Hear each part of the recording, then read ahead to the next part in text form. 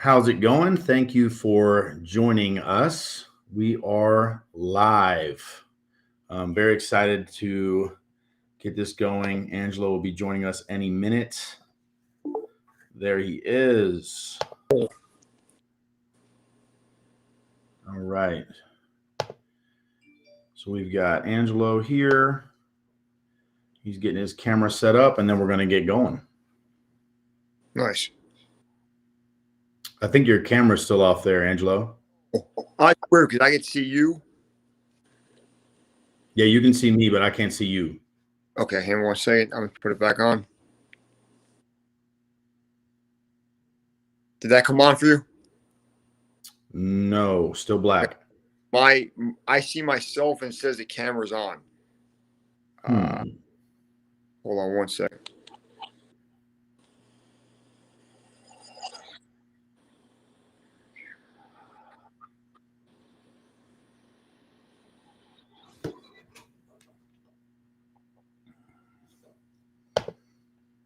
We're going to get going here in just a minute. All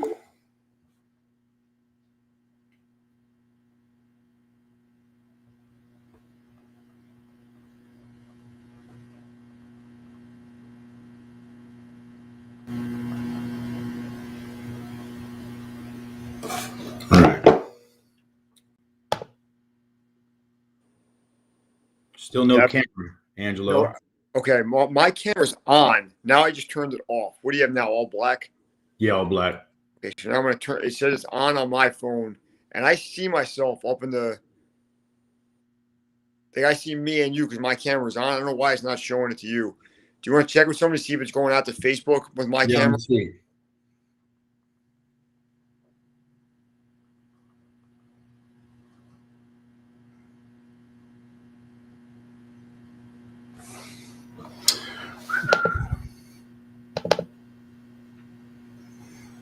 No, you're all black. Going on. What? I've never used this app before, so I don't know what I should try next. Go to at the bottom of the screen. Do you see mute camera button and settings? Yeah. Click one of those. All right, so I'm in settings now. I'll go to video. Hang on.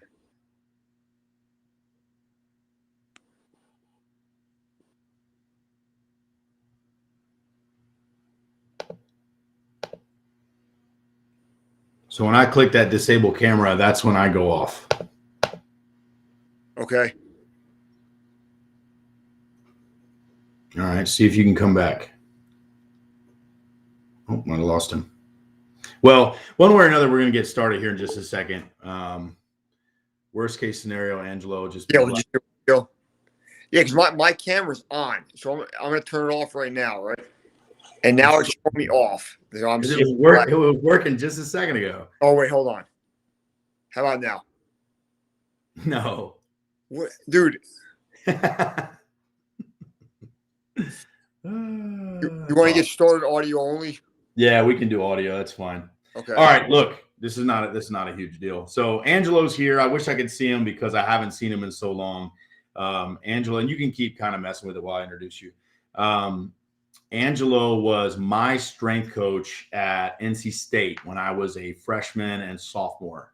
And the amount of time that I spent in that weight room is pretty astronomical. For the people that know me now, it's probably kind of funny to think about me living in the weight room, but I definitely did back then. But he was a big influence on my life. And if I would have been a little bit smarter, I probably wouldn't have transferred out of NC State. But hey, it is what it is. And so he's somebody that I've kept in touch with for 20 years now. That's pretty wild to think about. And he's been a real mentor for me on the strength conditioning side, just to make sure that I'm doing things that I think are structurally sound within the body. Because obviously, I'm not a strength coach. I'm not a physical therapist. I'm definitely not a doctor, but I'm giving athletes advice on how they should move. And so I want to make sure that I'm doing the best possible chance that I can, the best possible job that I can. And And Angelo is somebody I bounce ideas off of quite a bit. So, Angelo, if you can tell us a little bit about yourself, that'd be awesome. Like previous jobs, like what you're doing now. You can even talk about the comedy stuff you're doing, the books you've written, anything you want to pump. I'd love to hear it. Cool, man. Chaz, I really appreciate it. I'm lucky to have known Chaz for 20 years, honestly. And I guess go back to the beginning of our relationship. I believe my first day at NC State was Chaz's first day, somewhere before his freshman year. It kind of started, it was probably July 5th, 2001, if I remember properly. And then before that, kind of going back, I was into powerlifting and Olympic lifting in high school and college. Went to the University of Delaware for undergrad. Master's degree from Virginia Tech, and then I was a GA in the weight room for the 2 years prior to NC State, and then worked at NC State from 2001 to right around 2005. 1 year with the Pittsburgh Pirates, and I've been with Seton Hall University, working with all of our sports, with baseball being one of my main responsibilities since 2005. So, in the college coaching world, 17 years is an eternity. And it's on the baseball side of things. I've been super lucky to work with Coach Rob Shepard. He's been there a couple years longer than me. So we have a really good working relationship. He's been there, let's say, 25 years. I've been there 17. We kind of have a good kind of synergy going where I understand the guys he recruits. And I will say one piece of advice I give the freshmen all the time is to do what Chaz did, which is as soon as you commit to a school, go there as soon as you can, start training the way they're training, get to learn the system, get to learn the facilities. Because 4 years when you're a senior in high school seems like a long time, but I think Chaz will test it flies by, and you have to get ready for that year. I think the better chance you give yourself to have an impact on the team that freshman season. Baseball is a cool sport, college baseball, because you get the entire fall semester to kind of get acclimated to everything about college, right? But then once that let's say February 15th date hits your freshman year, you go 56 games in about 80, 85 days. It's a grind of a schedule. Plus you're in class. Plus there's travel. Plus there's everything else going on in your life. So I think starting early, getting the training program from the strength coach as soon as you can, your senior year, as soon as you commit, and getting on campus as soon as you can is enormous. And it's really going to give you a better chance to succeed than if you wait till the last minute to show up on campus and to play catch up with the guys that have been there for longer. Absolutely. And I mean, I'll speak for myself. I mean, I didn't lift weights in high school. Like that wasn't really a thing when I was coming up. At least it wasn't for me. And when I got to NC State, I don't know if you remember this, but this is true. I was so weak with my upper body that I could not bench the warm-up weight of 135 at all. I couldn't lift it once. And I had to end up lifting. I worked in with the women's basketball team for a while. So that's a real story that really happened. And it was embarrassing, but, by the time I ended up leaving Asheville, I mean, I had gained, 60, 70 pounds. I mean, it was pretty wild. I mean, Angelo was a huge influence in my life. And so I really, really appreciate him coming on to talk about, our relationship, and obviously my book that's coming out, which is Learn to Turn. And so Angelo has obviously read the book. And one of the things that I've talked to him about for years was, why don't strength coaches, teach rotation in the weight room? I know when I was there working under Angelo, I mean, things were very different than they are now. And we squatted all the time, but we weren't allowed to power clean. Like Coach Avent didn't like that. Coach Avent's still there now. And so like some of the things that we did or didn't do had a lot to do with what the coaches did or didn't like at every school I went to. And, that's kind of a permeating thing in college athletics. I mean, the coach makes the final say in a lot of situations. So Angelo, when you've been doing this, 20 years. So what has changed in how athletes are trained in the weight room that you think gives them a better opportunity to be successful in a rotational sport like baseball? Okay, a couple of things real quick to address the coaches is the buck stops here kind of thing, right? If somebody's been at whatever levels, like you said, from little league to the majors, if the coach's name is on the top of the letterhead and it's his program, not unfortunately, but it's always going to be his final say, right? He's the boss, he's the buck stops here. With that being said, I think as a strength coach, as an AT, as a hitting instructor, whatever it's going to be, I think your job becomes trying to express to that coach that you have the knowledge to do the best thing for his players, right? And one that hurts the college game a little bit is coaches baseball coaches and strength coaches move around so much, they don't really ever develop that trust, right? And a lot of times they kind of butt heads with each other. One thing that's definitely better now than was when you were at NC State is baseball coaches in general understand the body a little more and understand the value of lifting weights and being strong. There's not as many old school coaches that think if you lift weights, you're going to be a muscle bound bodybuilder and not able to hit anymore. That's just that those guys have kind of just aged out of the game and retired for the most part, right? That being said, I think the coaches that are successful allow the other people to do their job, right? Even at I'm pretty sure the Braves won the World Series. That manager is not in a hitting coach's ear every minute. Why are you doing that drill? Why is that guy doing soft toss? Why is he doing X, Y, Z? I think you hire the right people and let them do what they're supposed to do, and that's kind of how you're successful, right? So I think the biggest thing we've seen change in bait is the coaches are probably a little better to deal with, not as old school, understand a little more about the human body and how it works. But one thing is always you've been the whole time I've known you always interested in getting better, right? And in the weight room for probably the last 20 years, we've been pretty good at the hypertrophy and developing muscle mass. We handle that. So a guy like yourself comes to a college campus, he's very thin, very wiry, very young, and we can figure out how to make you go from a boy to a man, for lack of a better term, right? Get strong, put some muscle in bar, stop lifting weights with women's basketball, like you said, not me, right?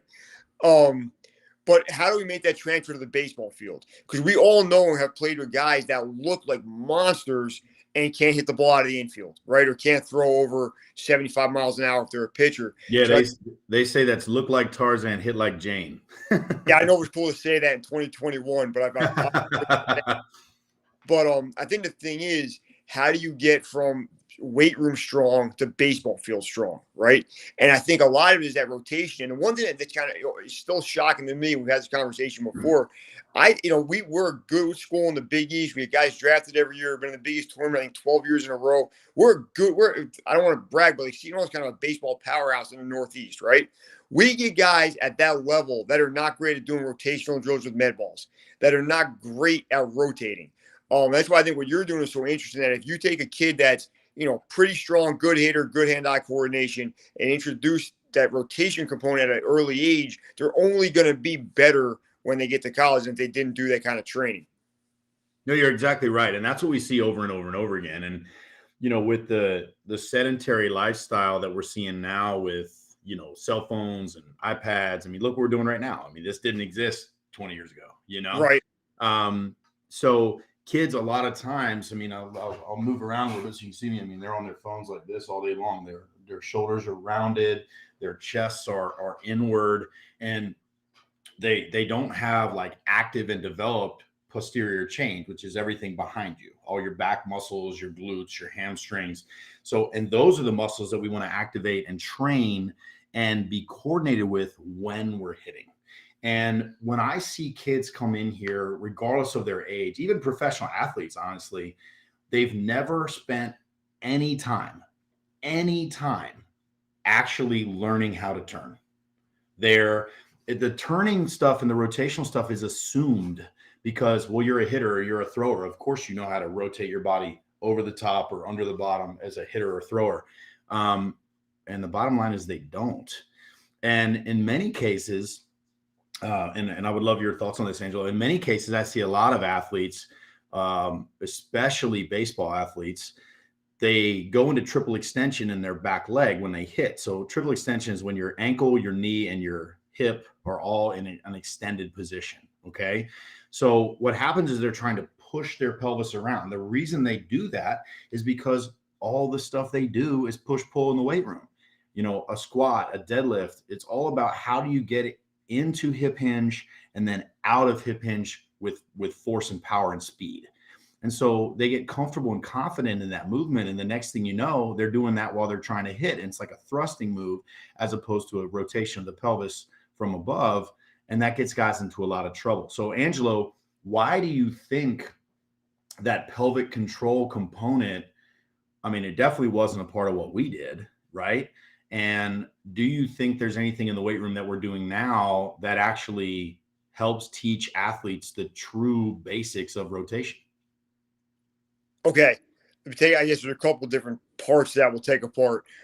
First of all, I think you kind of nailed that with the cell phone video game all day sitting posture we're in this era of humanity, right? Yeah. I think what's going to be interesting is, the cell phone as we know it. I got my first cell phone at probably 23 or 24 years old, right? Then my daughter is 6 and she's great at, she doesn't have her own phone, but she can play with mine all day, right? So, but I think not just baseball, softball wise, but just posturally, what do humans look like in a generation where kids have been hunched over, sitting 10, 12 hours a day from when they're 3 years old to when they're 60? I think it's going to be interesting to track over the next couple of decades. Unfortunately, I don't think it's going great. I don't think we're going in the right direction posturally. Weight room wise, I kind of agree with what you said. We focus so much on triple extension, right? To squat, to RDL, to clean, to vertical jump, whatever it is. And I personally, as a weight room guy, I think there's a value in getting strong and good at triple extension movements. I really think there is, particularly For sure. I think it makes a difference, right? But that being said, does it have to be applied everywhere? I don't think it does. I think what's kind of interesting about your book and just kind of the stuff you guys were doing is at that one crucial point of turning while hitting a baseball, it becomes detrimental, right? And where it becomes hard to kind of uncoach what these kids have been hearing for so long is that if you played other sports in high school, your other sport coach was telling you to get good at triple extension. If you ever ran track, that's definitely triple extension. If you did Olympic lifts in the weight room, which I think is a good thing to do or do plyos, you've been taught to move one way, right? But this weird thing happens where you can argue the most popular sport, or at least America's pastime, requires you to move in a different way, in a different movement pattern. And I think we got to do a better job of training that. So, for example, at Seton Hall, we do some kind of rotational thing every day, right? Whether it's a med ball throw, whether it's something with a landmine, some kind of rotational movement every day. I think for too long, it's been an afterthought, right? Like we'll go in the weight room, and I mean, just strength coaches in general, and we'll do 9 sets of squats, 9 sets of RDLs, 9 sets of push-ups or pull-ups, and then do 15 Russian twists and call it a day with a 3-pound medicine ball and wonder why there's not a transfer, right? And I think what me and you have talked about on the phone a lot over the last year, maybe 2 years, is the idea of, number one, really coaching that rotation, right? And really teaching it at a fundamental joint by joint level. And then number two, resisting that rotation once the player gets good at it so they can actually get stronger and better at it. And I think that's the thing. There's been the kind of idea that rotation is important, but no real application of it, right? And there's always, I think you kind of hinted this before. At my level, when I meet kids when they're freshmen in college, it would be assumed that they're good at hitting a baseball because they can rotate with their upper body well, right? But in reality, what I'm seeing is they're good at hitting a baseball despite not being able to rotate their upper body well, which is it's kind of scary because if you look at a kid that just take out, a college power hitter that comes in and, whacking the ball out of the park, 30 home runs a season, think about what that could have been if he was able to move in an efficient way that would really put someone behind that ball and Jack, we hit 60 home runs. Who knows? Yeah, and if you never teach a kid rotation from the beginning, you'll never know. So that the test case doesn't really exist yet because there's plenty of people that think they teach rotation correctly or anti-rotation well. I would say a lot of them don't. And think about how you coach like a squat, like what'd you do with me 20 years ago? I mean, what do you do with any incoming athlete? You put a bar on their back, or maybe even less. Maybe you put a dowel rod on their back and you have them go through a squat movement, right? And you're looking like, are their knees flaring? Are they rounding their back? Are they able to have good posture with their back and their shins? Are they able to hinge properly, to have a range of motion in the hips? Like, you're looking at so many things before you actually load that movement. In baseball and softball, coaches load rotation every day, all day. Whether it's where you're swinging a bat and you're actually hitting, or if you're swinging a weighted bat or an underload bat or a sledgehammer, they're loading possibly a faulty turn. So if you don't have the range of motion necessary and stability through that range of motion in a standing position with a hinge, rotating into side bend, finishing that rotation up through in a swing, like, you can tear an oblique, you'll abort the turn altogether. You will slow your turn down. Your body will guard and actually fight you from turning because your body can tell, hey, I'm about to go into a spot I don't want to go. And it's not going to let you go there very often. The body will only accelerate as fast as it can decelerate. That applies to rotation as well.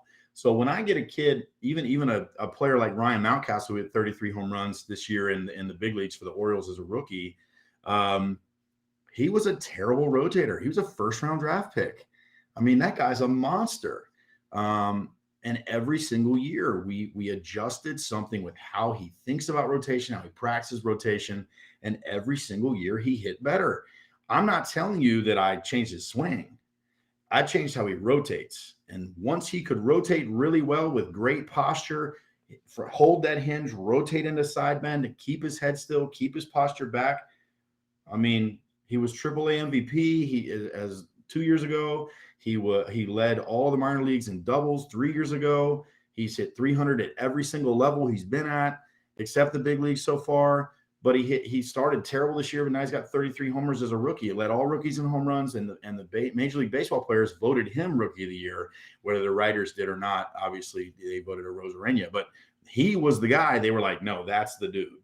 And when your peers look at you and how you swing, and you can be a middle of the order hitter at 23 in the big leagues, like, man, that's pretty freaking sweet. And I don't even talk to him about hitting. We just talk about how he holds his hinge and rotates. And that allows him to work with his big league hitting coaches. And that allows anybody that's listening to this now is you can think about hitting however you want. I don't really care. I just want you to practice your rotation, because that rotational skill bleeds into your swing instantly. And it allows your body to accept speed. And then you go. Your body wants to go fast. It wants to be efficient. It wants to be strong. It wants to make sense with how it's moving.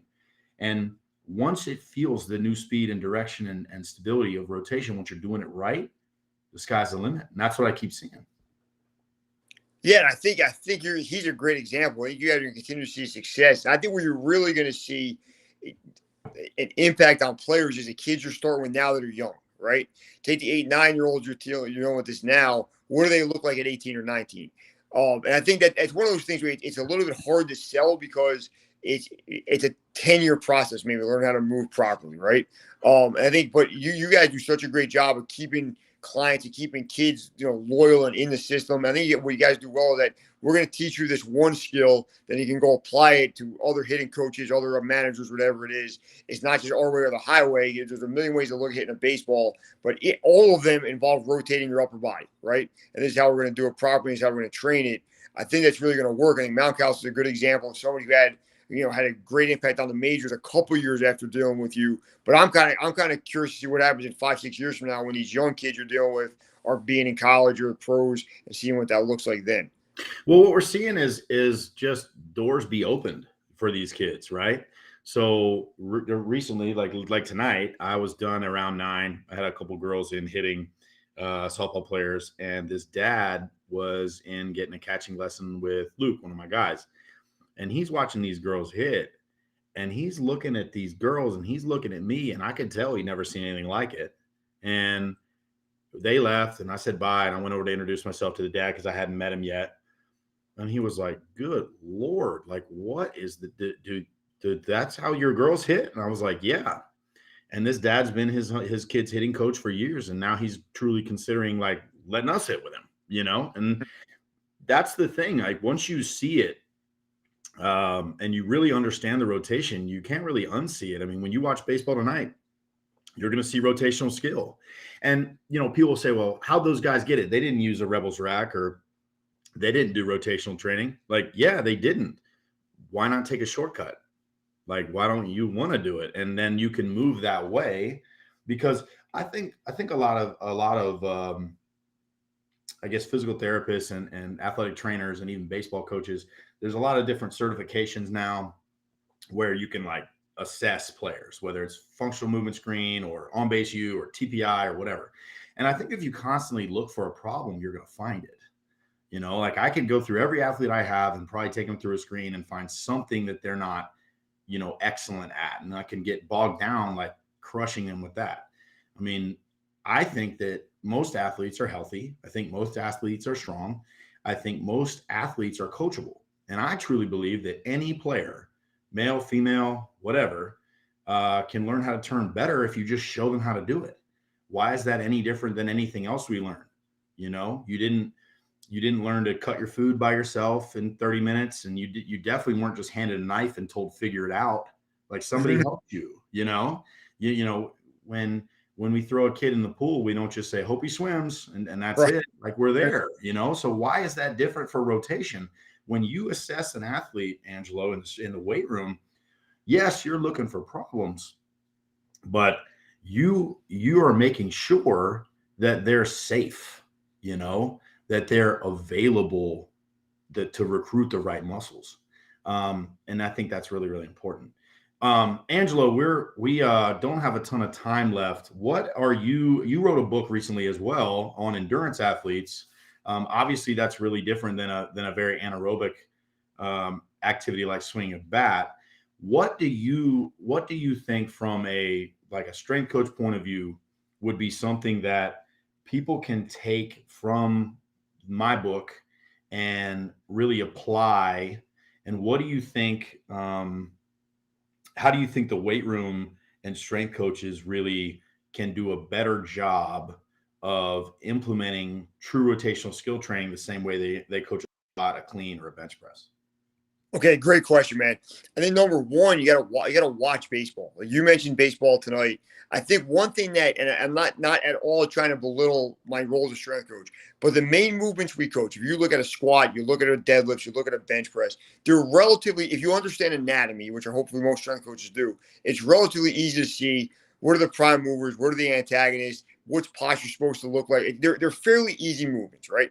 Hitting a baseball is a much harder, more complicated movement, right? It's a muscle. What do you do working your bench press? Your pecs, your triceps, your delts. Everybody knows that, right? But what muscles do you work when you're hitting a baseball? Now that's a much harder question. Would you agree? I think you got to put the time in to understand that anatomy and be able to develop an eye over time of this kid does ABC right. We got to work on D. This kid does the whole thing wrong. We got to start at A. I think the main thing is trying to understand rotation the way you understand a squat, a deadlift, a bench press, a pull up. And I'm admitting that's a much. I'm not even 100% sure I understand it the way you do. And I read your book and I really liked it. But it's something I got to put more time in to get better at. I think that strength coaches in general, in baseball, everybody in baseball is lifting weights. That's been going on since the 90s. Everybody's probably doing some kind of plyometric and explosive movement in their training. And then the next thing everybody's got to do is some kind of real rotational training, not an hour in the weight room and the last 2 minutes is some bicycle crunches, but real if it's the rack, if it's a med ball, if it's whatever it's going to be. But let's train that rotation in a way that's going to be meaningful and carry over to home plate in the batter's box. You're exactly right. And Angelo, man, I cannot thank you enough for jumping on here. I'm sorry that we couldn't get your video figured out. But when we do it again, we're going to get that right. But I really, really appreciate it. Now, really quick, for the people that are still here, if you share this video once we post it, if you share it, like it, tweet it out, whatever, we're going to give somebody a Diamond Kinetic sensor for free. So right. This is the exact swing sensor that we use here at Baseball Rebellion and Softball Rebellion to make sure that our athletes are swinging at the right attack angle, that their rotational acceleration is good. It gives us something called a swing fingerprint, which is really, really cool. That talks about barrel direction through the zone and up in a couple different places. It's an awesome training tool. And I really think somebody's going to get really lucky when they get this. So please tweet it out, share it, put it on Facebook, talk about it. Angelo, thank you so much for being here. Angelo actually wrote the foreword to my 30-day program that comes with the book. And, I just really appreciate you taking the time to do that for me. And you've been, like I said, you've been a mentor and a friend to me for 20 years.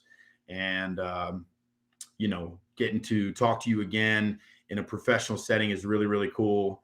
And I'm really, really happy for you and the books you've written and the kind of comedy stuff you've done.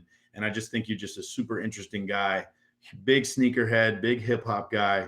Definitely check him out. So if you have a Twitter or anything you want to post, that's totally fine. But thanks again for coming. And everybody, please buy the book. It's going to be out by, I guess, Cyber Monday. And I'm very, very excited for that. We're going to start pre-sales soon. It's my first book and there's 3 coming. So I'm very, very excited about it. And I know you're going to love it. Angelo, thanks again, buddy. Hey, man, thank you so much. I'm happy we got to know each other. Again, I'm going to say for everybody listening, I've dealt with thousands of athletes in the last 20 plus years I've been in this. I put you in the top handful of people I'm proud to have known and been associated with in the last 25 years of coaching. And Baseball Rebellion is awesome. Hope you guys keep rolling forever with that. And I wore out all my Baseball Rebellion t-shirts, so send me another one soon, all right? I got you, brother. I need a 5th round movement one then. I We'll got you. talk soon, buddy. Talk soon. Later, Thanks man. again.